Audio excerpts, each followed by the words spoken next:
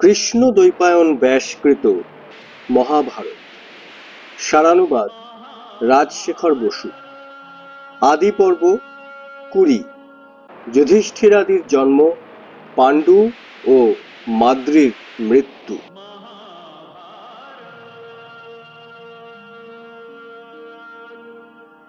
একদিন পাণ্ডু অরণ্যে বিচরণ করতে করতে একটি হরিণ মিথুনকে শরবিদ্ধ করলেন। আহত হরিণ ভূপতিত হয়ে বললে, কাম ক্রোধের বশবর্তী মূঢ় ও পাপাসক্ত লোকেও এমন নৃশংস কর্ম করে না। কোন জ্ঞানবান পুরুষ মৈথুনের অত মৃগদম্পতিকে বধ করে? মহারাজ, আমি কিমিন্দম মুনি পুত্র কামনায় মৃগরূপ ধারণ করে পত্নীর সহিত সঙ্গত হয়েছিলাম। তুমি জানতে না যে আমি ব্রাহ্মণ, সেজন্য তোমার ব্রহ্মহত্যার পাপ হবে না, কিন্তু আমার শাপে তোমারও স্ত্রী সঙ্গমকালে মৃত্যু হবে। শাপগ্রস্ত পাণ্ডু বহু বিলাপ করে বললেন, আমি সংসার ত্যাগ করে ভিক্ষু হব, কঠোর তপস্যা ও কৃচ্ছ সাধন করব। শাপের ফলে আমার সন্তান উৎপাদন অসম্ভব, অতএব গৃহস্থাশ্রমে আর থাকব না। কুন্তী ও মাদ্রি তাকে বললেন, আমরা তোমার ধর্মপত্নী, আমাদের সঙ্গে থেকেই তো তপস্যা করতে পারো, আমরাও ইন্দ্রিয় দমন করে তপস্যা করব। তারপর পাণ্ডু নিজের এবং দুই পত্নীর সমস্ত অলঙ্কার ব্রাহ্মণদের দান করে হস্তিনাপুরে সংবাদ পাঠালেন যে তিনি প্রব্রজ্জা গ্রহণ করে অরণ্যবাসী হয়েছেন। পাণ্ডু তার দুই পত্নীর সঙ্গে নাগশত, চৈত্ররথ, কালকুট, হিমালয়ের উত্তরস্থ গন্ধমাদন পর্বত, ইন্দ্রদুম্ন সরোবর এবং হংসকূট অতিক্রম করে শতশৃঙ্গ পর্বতে এসে তপস্যা করতে লাগলেন। বহু ঋষির সঙ্গে তার সখ্য হল। একদিন ঋষিরা বললেন, আজ ব্রহ্মলোকে মহাসভা হবে, আমরা ব্রহ্মাকে দেখতে সেখানে যাচ্ছি। সস্ত্রীক পাণ্ডু তাদের সঙ্গে যেতে চাইলে তারা বললেন, সেই দুর্গম দেশে এই রাজপুত্রীরা যেতে পারবেন না, তুমি নিরস্ত হও। পাণ্ডু বললেন, আমি নিঃসন্তান, স্বর্গের দ্বার আমার পক্ষে রুদ্ধ, সেজন্য আপনাদের সঙ্গে যেতে চেয়েছিলাম। আমি যজ্ঞ, বেদাধ্যয়ন, তপস্যা আর অনিষ্ঠুরতার দ্বারা দেব, ঋষি ও মনুষ্যের ঋণ থেকে মুক্ত হয়েছি, কিন্তু পুত্রোৎপাদন ও শ্রাদ্ধ দ্বারা পিতৃঋণ থেকে মুক্ত হতে পারিনি। আমি যেভাবে জন্মেছি সেইভাবে আমার পত্নীর গর্ভে যাতে সন্তান হতে পারে তার উপায় আপনারা বলুন।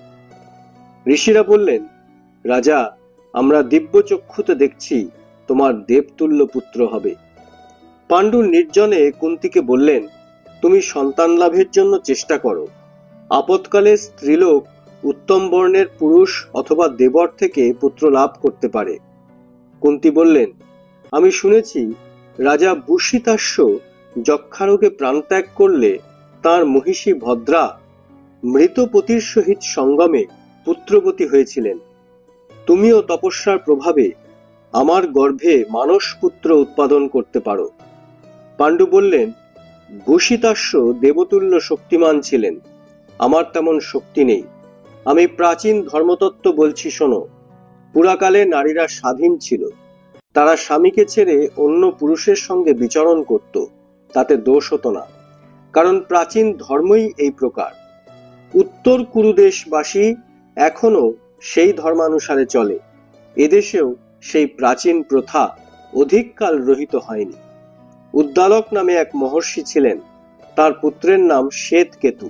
একদিন শ্বেতকেতু দেখলেন তার পিতার সমক্ষেই এক ব্রাহ্মণ তার মাতার হাত ধরে টেনে নিয়ে গেলেন। উদ্দালক শ্বেতকেতুকে বললেন, তুমি ক্রুদ্ধ হও না, সনাতন ধর্মই এই, পৃথিবীতে সকল স্ত্রীলোকই গরুর তুল্য স্বাধীন। শ্বেতকেতু অত্যন্ত ক্রুদ্ধ হয়ে বললেন, আজ থেকে যে নারী পরপুরুষ গামিনী হবে, যে পুরুষ পতিব্রতা পত্নীকে ত্যাগ করে অন্য নারীর সংসর্গ করবে, এবং যে নারী পতির আজ্ঞা পেয়েও ক্ষেত্রজ পুত্র উৎপাদনে আপত্তি করবে, তাদের সকলেরই ভ্রূণ হত্যার পাপ হবে। কুন্তী, কৃষ্ণ দ্বৈপায়ন থেকে আমাদের জন্ম হয়েছে তা তুমি জানো।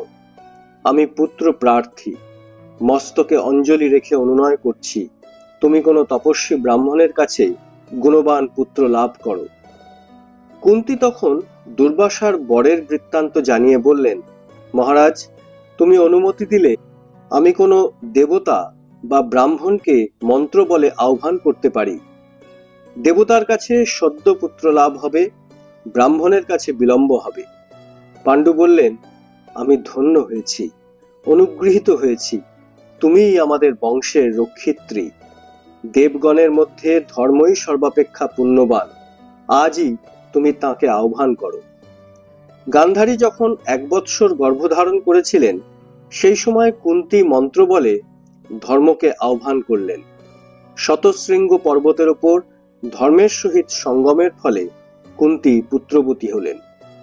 প্রসবকালে দৈববাণী হল, এই বালক ধার্মিকগণের শ্রেষ্ঠ, বিক্রান্ত, সত্যবাদী ও পৃথিবীপতি হবে এবং যুধিষ্ঠির নামে খ্যাত হবে। তারপর পাণ্ডুর ইচ্ছাক্রমে বায়ু ও ইন্দ্রকে আহ্বান করে কুন্তী ভীম ও অর্জুন নামে আরো 2 পুত্র লাভ করলেন। একদিন মাদ্রী পাণ্ডুকে বললেন, মহারাজ, কুন্তী আমার সপত্নী, তাকে আমি কিছু বলতে সাহস করি না, কিন্তু তুমি বললে তিনি আমাকেও পুত্রবতী করতে পারেন। পাণ্ডু অনুরোধ করলে কুন্তী সম্মত হলেন এবং তার উপদেশে মাদ্রী অশ্বিনী কুমার দ্বয়কে স্মরণ করে নকুল ও সহদেব নামে যমজ পুত্র লাভ করলেন। মাদ্রীর আরো পুত্রের জন্য পাণ্ডু অনুরোধ করলে কুন্তী বললেন, আমি মাদ্রীকে বলেছিলাম কোনো এক দেবতাকে স্মরণ করো, কিন্তু সে যুগল দেবতাকে আহ্বান করে আমাকে প্রতারিত করেছে। মহারাজ, আমাকে আর অনুরোধ করো না। দেবতার প্রসাদে লব্ধ পাণ্ডুর এই পঞ্চপুত্র কালক্রমে চন্দ্রের ন্যায় প্রিয়দর্শন, সিংহের ন্যায় বলশালী এবং দেবতার ন্যায় তেজস্বী হল। একদিন রমণীয় বসন্তকালে পাণ্ডু নির্জনে মাদ্রীকে দেখে সংযম হারালেন এবং পত্নীর নিষেধ অগ্রাহ্য করে তাকে সবলে গ্রহণ করলেন। শাপের ফলে সঙ্গমকালেই পাণ্ডুর প্রাণ বিয়োগ হল। মাদ্রীর আর্তনাদ শুনে কুন্তী সেখানে এলেন এবং বিলাপ করে বললেন, আমি রাজাকে সর্বদা সাবধানে রক্ষা করতাম, তুমি এই বিজন স্থানে কেন তাকে লোভিত করলে? তুমি আমার চেয়ে ভাগ্যবতী, তাকে হৃষ্ট দেখেছ। আমি জ্যেষ্ঠা ধর্মপত্নী, সেজন্য ভর্তার সহ মৃতা হব। তুমি এই বালকদের পালন করো। মাদ্রী বললেন, আমি কাম ভোগে তৃপ্ত হইনি, অতএব পতির অনুসরণ করব। তোমার 3 পুত্রকে আমি নিজ পুত্রের ন্যায় দেখতে পারবো না, তুমিই আমার 2 পুত্রকে নিজ পুত্রবৎ পালন করো। এই বলে মাদ্রী পাণ্ডুর সহগমন কামনায় প্রাণ ত্যাগ করলেন।